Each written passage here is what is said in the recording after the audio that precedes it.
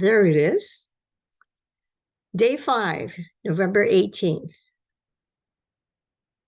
Now, when we started this, there was a big promise that you may have forgotten. This is a system that can move you from confusion, distress, exhaustion, feeling dissatisfied or unfulfilled, to clarity, renewed energy, passion, and purpose. None of this may relate to you, but you're here because there is some challenge or some pain that you've been able to acknowledge. And you responded to my invitation to join us so that I could present to you all the secret, all the keys I have found through my whole life, but especially in the last 8 years. It's the kind of thing where if you wanted to give a legacy to your children, you would do that. I would do that and hope that someday they'll look in with curiosity,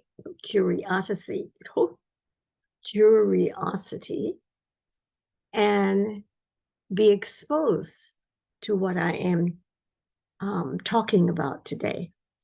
Neither of my children are in a place to listen to this now. Psychologically or logistically, my daughter is assembling wedding cakes in her cake business in Southern California, and my son is in Japan, ending his 1-week jaunt with 2 other friends and his wife, enjoying Japan. So definitely not available.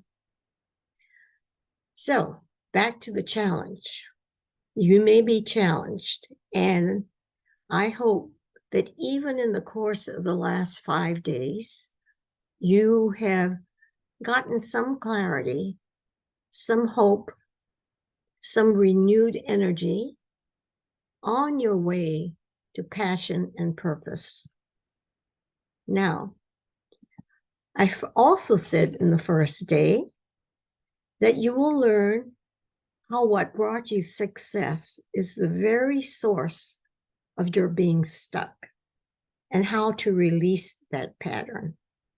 So I found this is Winnie the Pooh stuck because he tried to get into Rabbit's house. It wasn't right for him. It wasn't the right size. For us, or for me, my patterns are working really hard, being self-reliant, putting the needs of others before my own. And I'm going to talk about a particular client of mine shortly. But I wanted to show you how you've been through my struggles with my patterns. For example, yesterday, I discovered that there was no Zoom link at all of what we did yesterday. So after I rested a bit, I decided I'm going to re-record the whole thing. I did it on Canva, where I create my slides. They have a present and record function. So I did that. And then I quickly saw that my video went to Loom. So I went to Loom. And because it was the 26th video of my 25 limit, I couldn't find it. So later in the afternoon, I started again. Oh no, it might have been even in the evening. I recorded the whole thing and I thought it was done really well. And I checked the Zoom recording and I found out it was only on me and nothing about the slides. I went to Doug and say, all right, I am so frustrated. What's the lesson? What's the lesson, Spirit? What is the lesson I'm supposed to learn? You see, my patterns of being persistent, determined, responsible, hardworking, and all of that, and putting that idea of completing what I needed to do about the presentations ahead of going, all right, I can do that sometime this weekend. I don't have to do it now, but now I persisted. And then I finally gave up. I'm going to do it sometime this weekend and it'll be fine. But it was a lesson for me. Rather than trusting that I've done enough, which is like how I live my life or have lived my life until I forget occasionally. And I push and I push. So I hope you get some idea of maybe what pattern are you running. And because you continue to run it, your life doesn't change significantly. Seriously, look at how you've lived your life. It has brought you all the good stuff, all the successes that you've had so far. But if you want more, because you didn't have quite enough, you need and want more, a sense of doing work that expresses you and your gifts, having the leisure with your family to enjoy. If you want more, you need to release some of these patterns that has served you well, but are limited. Don't be Winnie the Pooh trying on somebody else's way. And I'm going to digress right now and share a story of, you're going to hear more of a client of mine whom I'm not in touch with anymore because she's graduated from the A.C.E program, so to speak. She was a woman, successful professional, and I may have mentioned her in the past. She was so successful at her job, work that she loved doing because it was children's learning. She was a social media expert, so everyone came to her.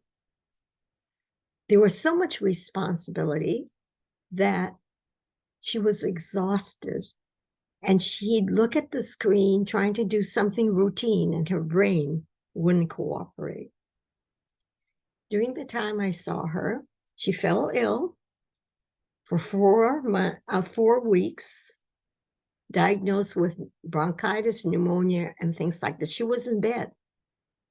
But in a week or two, her side gig of being a producer of documentary, they were shooting. So she got out of her sick bed, went to shoot every day, and went back to bed exhausted. These are her patterns. She was persistent. She was determined to meet her responsibility, whether it was a side gig or at work. And there were things that she loved doing. She loved the documentary work, but she loved coaching, EFT coaching. And it's been a while since she graduated, but she hasn't had time to give to that. She says she comes alive when she does that, but she was doing her job. Her old patterns of being responsible and wedded to being the breadwinner allowed her to be trapped in this box. She had no opportunity to do anything else. Let's see whether the next slide gives me what I need. So sometime in the period when she was turning the corner, she said, self-compassion. I need self-compassion. And this is how her self-compassion grew until the work was done. I've seen photos of her celebrating in her company on Instagram. Another photo of her accepting awards at a glitzy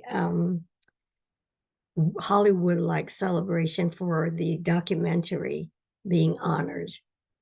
I've seen pictures of her whole family going on vacation to Mexico. I've seen pictures of her and her husband. She was in a marriage that was not working. So I say she graduated. So that is one client.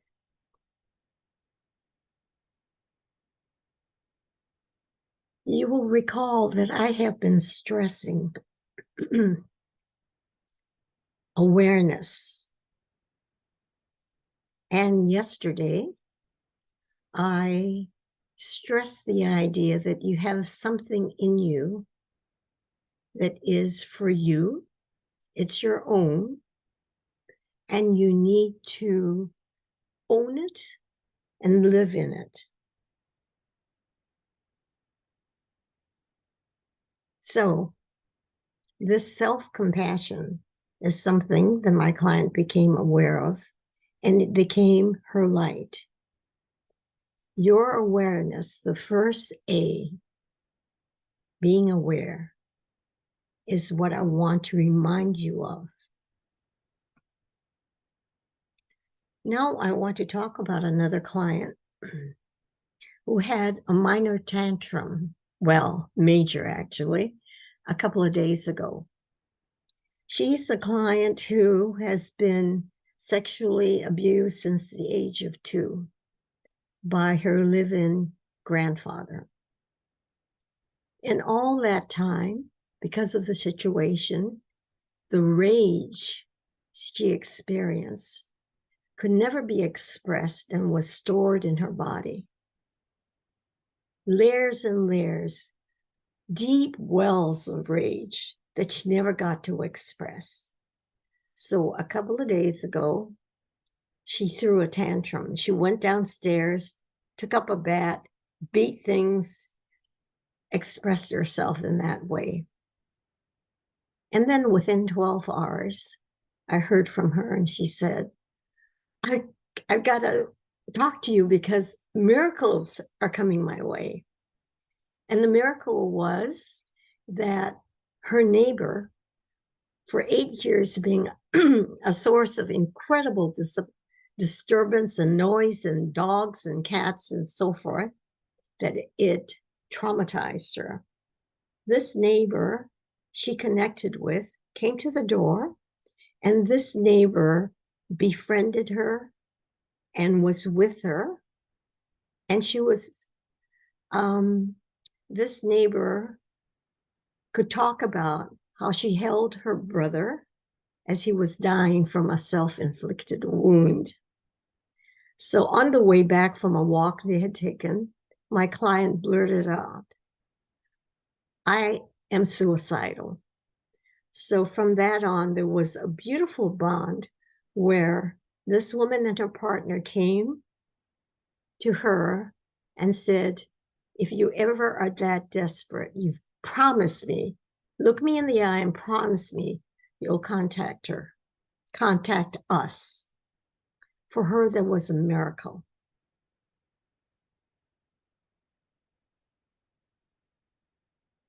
And this is because for the first time ever in her life, from my point of view, she let her rage out. There's still a lot of rage buried, but she let it out enough so that she was, quote, rewarded with some miracles. That's just one of several that came to her that day. The other is her drawing boundaries. She has been able to say, cut off actually, and saying, I'm not having anything to do with you because I helped you when you were in trouble for a long time. And now that I'm in trouble, you turn away. And this is how she's experienced the abandonment of many, many friends over the friends that have been around for years. And now for herself, she's saying, no more. I am saying I don't want this kind of abandonment. Then I want to tell you this wonderful story about a client that I've been working with a while. She worked in the fashion industry as an editor. I may have mentioned her before. Where she is now is beautifully connected to a space, the realm of creativity and imagination. But she was able to more and more secure herself there as she owned her connection to divinity. And that's what I'm depicting here with this image. The book's in her hand. I didn't notice that. You will hear about her this year and the years ahead because she is so brilliant with books that are coming out of her. She wants to write scripts. Oh, I'm just remembering another piece. The last time we spoke, she said as she gave way to what was coming to her, it came in a form that she never dreamed of. The website she was dreaming of or building, already built, changed vastly because of this idea that came to her, and she was putting it there. But all the pieces of what you wanted to create in terms of money and artistry are now combined in a beautiful way that I'll learn about. It has to do with letting go of structures. She was so influenced by the fashion industry, by business in our country in general, about what you had to do to get ahead. And she learned that, and she did that to get ahead. But it didn't serve her as she's trying to emerge as a writer artist. So when I last spoke to her, she was giving up all the writing groups, all the things she's learned from all successful writers. She was going to find her own path. And that is what all of this is about. Getting off the path that took you here. I wonder whether the next slide will bring it. No. And I'll continue this story in a few minutes. So I introduce the A.C.E method to you. The first time I presented, I talked about aware, accept, awaken. The next was change, choose, connect. And yesterday we talked about empower, evolve, and expand.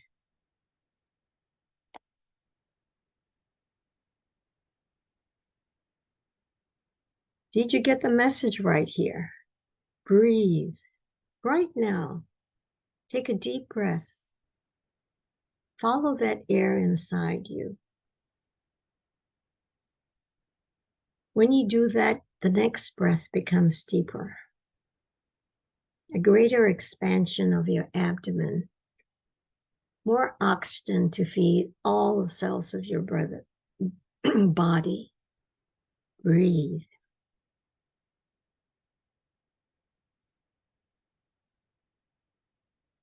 You should remind me to do this periodically through this presentation. Okay, now we talked about awareness, but not exactly how to build your awareness muscle. First is, I want to tell you about a meditation I learned from my first spiritual teacher, Barbara Johnson of the Open Door community. It was a long time ago. She said, just sit, eyes closed, back straight, and notice. Notice what comes up for 20 minutes and do it again tomorrow and the next day. So I practiced that meditation for a long time. At first, for me, it was all of the noise in my mind, all the thoughts. I noticed, but I didn't do anything. All I was required to do was notice. This particular meditation helped me. Meditations that come from the mindfulness tradition also can build your awareness muscle. Journaling, self-reflection is another. And when I provided assignments for you this past week, it was your opportunity to self-reflect. Spend time with yourself and see what comes forth. You become aware of what's been happening for you as you journal. Not only does this build your awareness, but it builds a relationship of self-care. You are paying attention to yourself.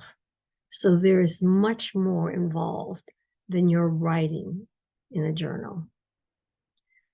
Another is body awareness. Usually at the end of our a session with clients, I ask them to scan their body. And they would report things like, I feel a huge weight on my shoulders, or I feel a tightness around my throat. Wherever the distress is, so I do a final treatment of that. But body awareness can bring you to so much connection with what is not working in your life, because your body stores the stress, stores the pain that you experience emotionally, possibly. And it stores it so much sometimes that physical pain actually develops. Then there is a practice of mindful breathing that I can speak too long about, but I'll mention that Brian D. Ridgway reminded me about how important breathing is. And if you don't have his 3 instructional videos, please contact me so I can share them with you. In some ways, as broad and deep as what he teaches and practices, he says, if you just do the kind of conscious breathing that he teaches, it will resolve everything that isn't working in your life. Think about it. Right now, how are you breathing? For me, when I concentrate, I almost hold my breath. That's why I currently have a gong going off every 20 minutes to remind me, breathe. Because when I study breathing, especially in the spiritual context, I think even with Eckhart Tolle, in consciously breathing, you're in the present. The few times in a day that you're still, you're in the present. And in the present is the only life, because otherwise you're in your mind. And the mind thinking about the future and all the past stuff, seeing your future from your past. That can cause a lot of distress. But in the present moment, if the mind is still and you can just be, so it's tremendously rich. And all of this is about practicing self-observation without judgment. So I've addressed what I think is so important, awareness, with some suggestions of how to do it. That's the A part. The C part is change your position regarding your feelings from denial, burying, feeling that negative feelings are bad signs and you need to not look there. Change your position to realize that there are gifts for you, messages from your heart. So choose to listen. Turn to your heart. And when you do that, you align yourself with your heart, which is something most of us don't do growing up in our society, where head predominates, not the heart. Everything supports the head. Any news of any breakthroughs in science, that gets the attention. When, if you're lucky, you'll get messages to remind you of kindness, compassion, and so forgiveness to return you to your heart. Alignment with the heart is most important. Connect with your inner child. As I have described, your inner child are the results of your being traumatized early in your life. And they were created to help you survive. All the survival beliefs and experiences and trauma are in your subconscious. So you need to connect with your inner child to begin to pull out all that doesn't serve in the subconscious that is influencing how you see and the choices that you make. I love this image. This is the kind of leap that I hope you'll want to make. I have seen me leap and others of my clients leap. And as I said early, probably the first time in the first meeting together, that this presentation, series of 5, represents my leap out of what I was very accustomed to in my bowl, doing my thing, seeing my clients, etc. And I decided I'm not going to stay in my bowl. I'm not going to play small. So you represent the people who support me in this effort to come out of hiding. And wherever this leads me, to people who are sent to me so they can share in what I have learned and how it comes from spirit, from love.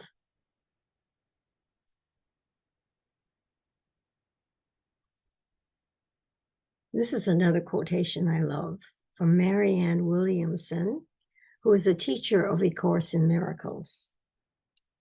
Love is what we are born with. Fear is what we learn. The spiritual journey is the unlearning of fear and prejudices, and the acceptance of love back in our hearts. Love is the essential reality and our purpose on earth. To be consciously aware of it, to experience love in ourselves and others is the meaning of life. It's perhaps hard to grasp that we were born with love. As spirits, which we are, we were born with love. But because of humanity, we learn fear almost instantly. So the journey to healing that we're on and spiritual journeys are about unlearning the fears and prejudices to come to a place where we accept the love back in our hearts. To be consciously aware of it. Here I'm going to digress and tell you a story about this client I was speaking about who threw the tantrum. When I reviewed those events today, because she was in crisis, I reminded her, because you threw the tantrum, you had miracles happen to you. And the miracles was love coming through these people in your lives. Even her husband, whom she is afraid of because he throws big tantrums that reminds her of her early trauma. He spoke up for her in a way he never did just this morning, because she was hoodwink or something into taking care of this neighbor's mean, cruel cat who was just awful to her. So she was able to treat it unkindly, which is unlike her, and scream and yell at this cat. She was expressing some of the rage against people who had been mean and cruel to her. Spirit provided her with another opportunity to unburden herself. So if she could see not how awful it was and what an awful way she behaved, but seeing it as an opportunity given by Spirit to unload some of that rage, that can change how love can be coming into her life, your life. It opens the door for more to come. So, have you heard the analogy or metaphor of an onion?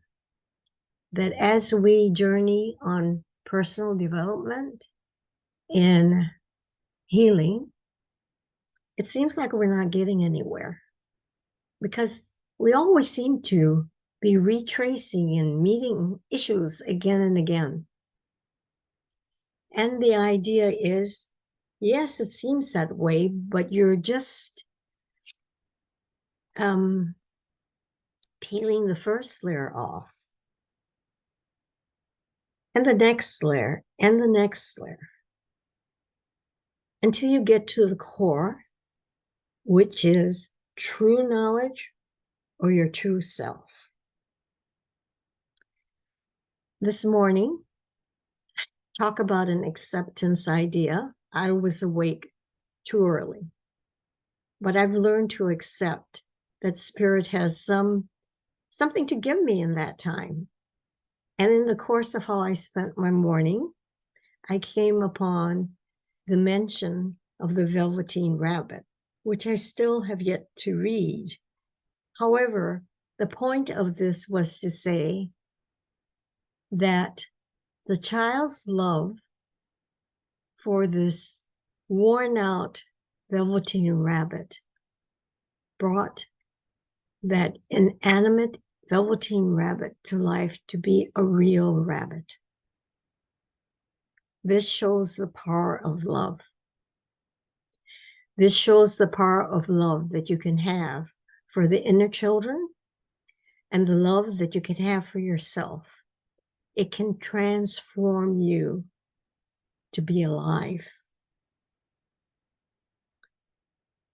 Here is a very curious, I'm going to go back so you can stare at the Velveteen Rabbit, because we're in a portion now that I am talking about, like, my random comments that I never got to express.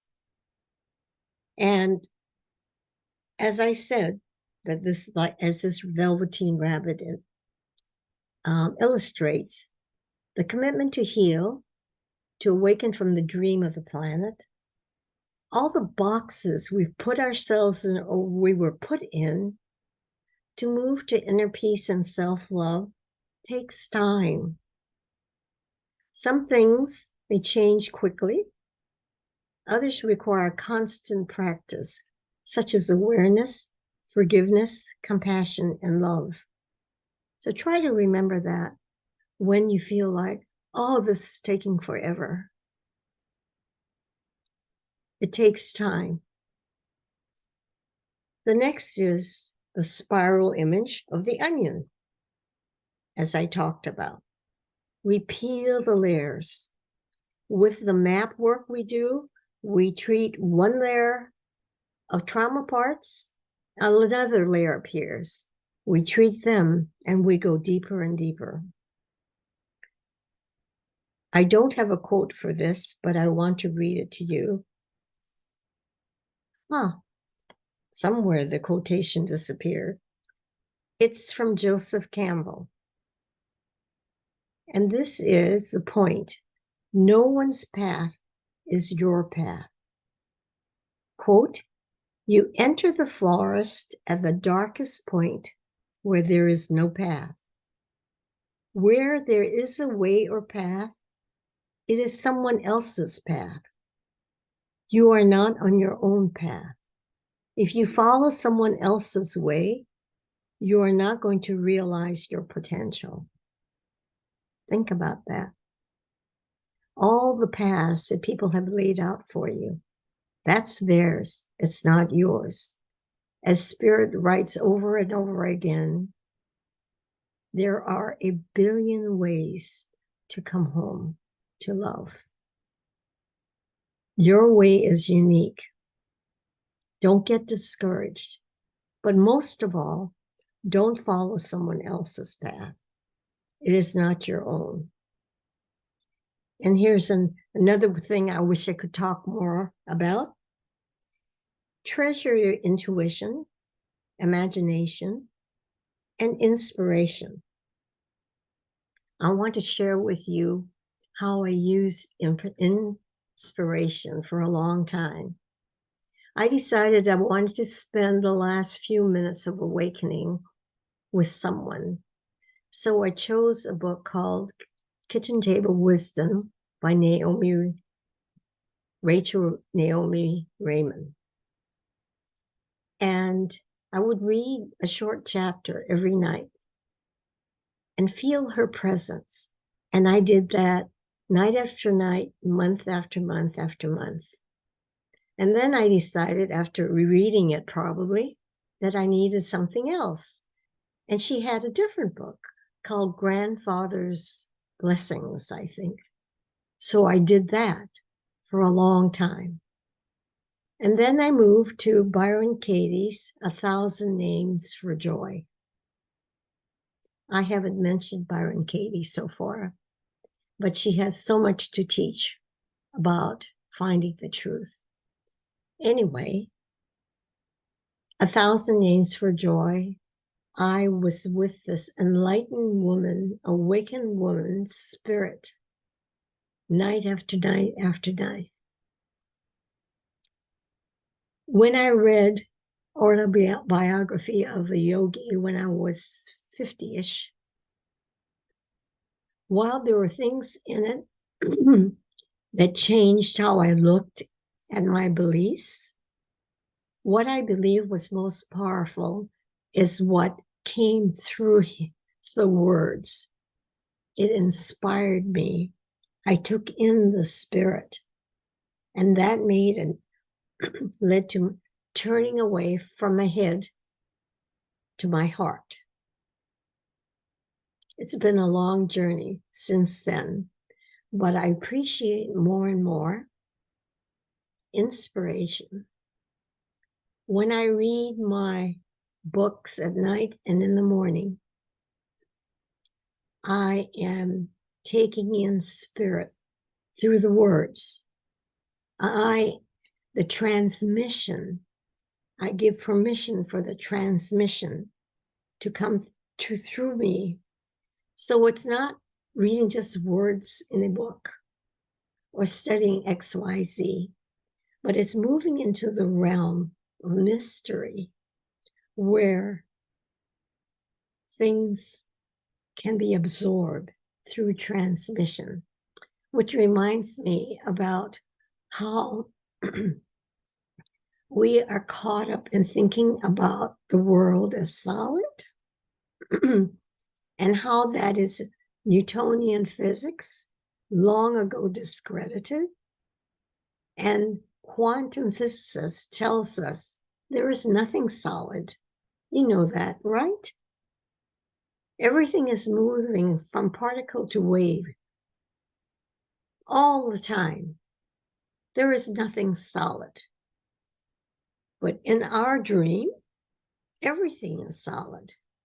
So we need to remember that what we see on so many levels right in front of us is not real the way we think of it.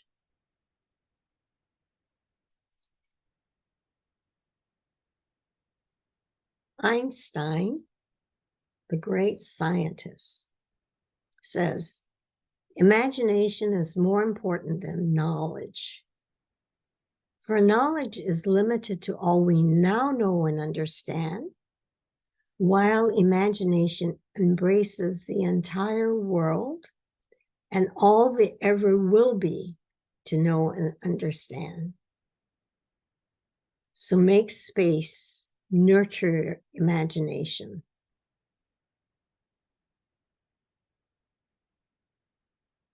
The healing path is not usually a straight line.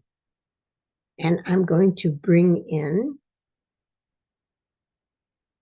this final slide of quotation, Adyashanti. He says, actually, all paths lead away from the truth. How's that? All paths.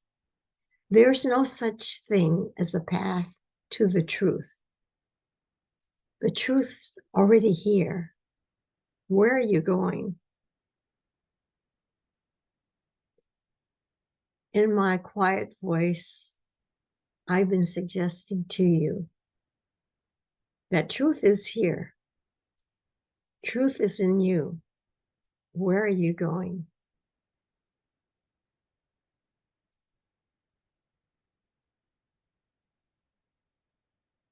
Now, all of the A.C.E program is to give you a taste of what my Heal Your Heart path is all about, which is a 6-month immersion course embracing all aspects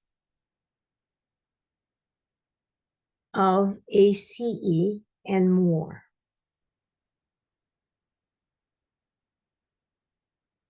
It includes weekly 75-minute group meetings, much like this, with group map treatments for the issues individuals have found. 6 one-on-one 75-minute map sessions, weekly homework assignments, in the course, exercises, teaching, feedback, support. This is about not going along alone anymore, but joining with me and others, finding mutual support, a safe place to speak your truth.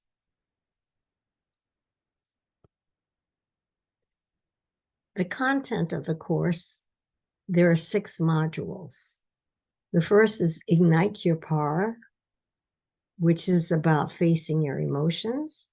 Second is Release Your Hidden Potential, probably about your inner child. Breaking through the chains of limiting beliefs and patterns. 4, releasing your limited abundance belief.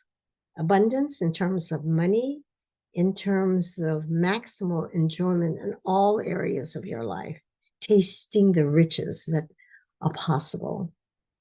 The 5th is activating your superpower, in particular with the subconscious, but in terms of claiming your innocence and all the other things I suggested yesterday. And the final one is stepping from smallness to bigness. I hope that I have served as a good example of moving from my smallness to bigness.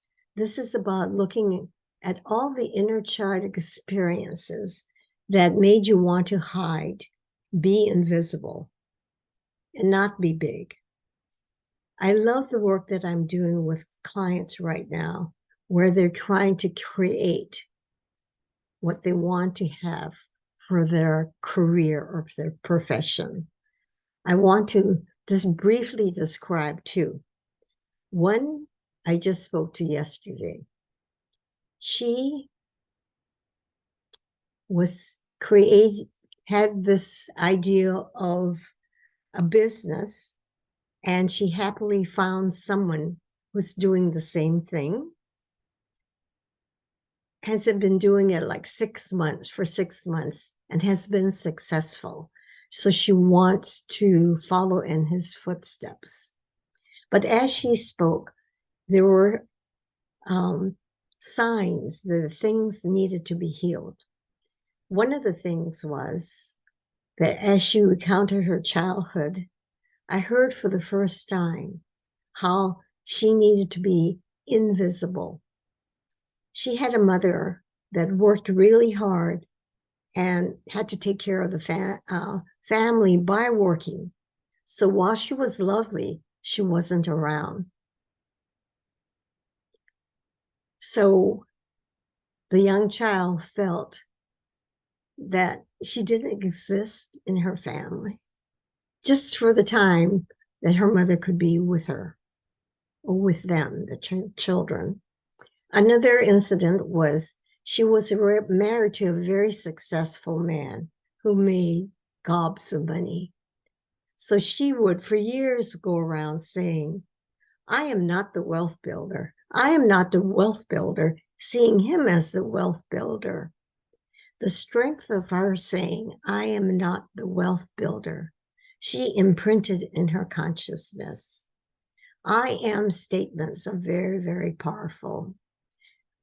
Goes into, with repetition, such things go into your subconscious, creating that reality in your current life.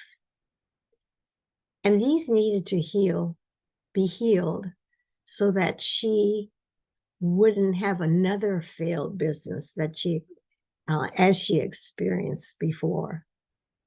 Because the inner children learned that being invisible was the way to be and be safe. And she had to be very visible. And she had also taken on the path that the successful mentor took. I need to remind her what Joseph Campbell said. That person's path isn't yours. And who you are, you can create a much shorter path to where you want to go. So that's the limit, I think, of what I say about my course. And here, I want to play for you some recommendations from 3 present course members. And Doug will unmute himself and play the first. You Heal Your Heart Talk, the group with Anne and all my newfound friends, has been something that I didn't expect. I think that we all knew going in that we were dealing with trauma, but I think we all felt that our situation was unique. And although they are in a lot of respects, we also have a lot of things in common. And because of that, we've been able to support each other in a way that, not everybody can do, because this group that has been formed has been a group that not only supports each other, but truly understands where we're coming from, where your trauma has led you to this place, whatever it is, big, small, anything in between. So although there's still a lot of work to be done, the fact that I know where I'm headed and I am on a path, the work isn't over. It's just beginning. But it also gives you such a sense of hope because you know where you're headed. Thank you. And here's another one. She speaks for a long time, but I will just play the first couple of minutes.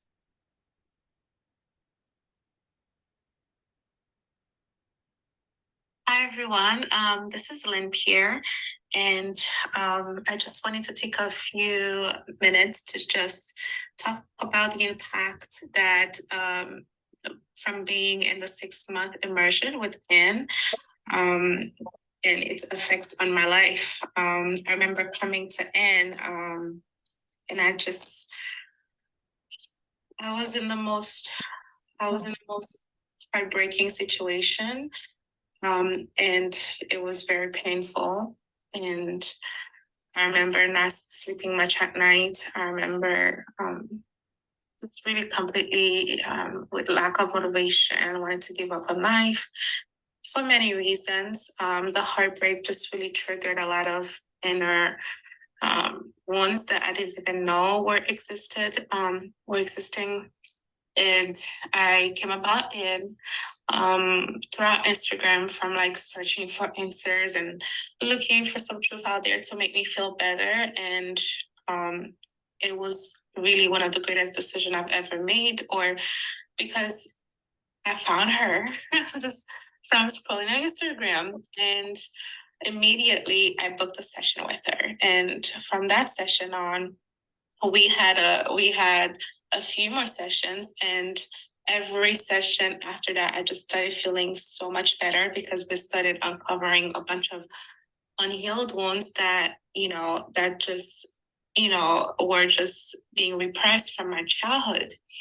And we started the inner child process, where I had to really dig deep about things in my life where I never thought about, or even for the reason I was hurting, and was able to highlight a bunch of things for me from my childhood that helped me heal. So that's part of what Lynn had to say. And then our final recording is time to play that, Doug. Hi, I'm Amber, and I'm currently enrolled in Anne's course. When I started with Anne, maybe in June of last year, my life was kind of a disaster. I was in the middle of a career change. A relationship that I thought was going to last forever fell apart, and my anxiety was completely uncontrolled. I couldn't eat, I couldn't sleep, I couldn't exercise. It was debilitating. I was in a really debilitating place. Of course, and my work with Anne in general has given me a way to process the things that I've gone through that led me up to this point. It has given me a support system. It has given me the tools that I needed to connect with other people on a safe level, and to feel like people had my back. My life is so different. 6 months later, my life is in a place where I wouldn't have ever thought that I could be. If you're thinking about taking Anne's class, I would suggest you do it. It is, for me, it was life-changing. And for me, my life is completely different, and I feel like a different person. And in all of the best ways, all of the best ways, I feel so much more prepared to take on my life, and I'm headed in a direction that I'm really, really pleased with. And so if you're considering it, I'd really suggest that you take the leap. I think you will be happy you did it. I think you'll find that it is something that's really going to help and support you in getting where you want to go.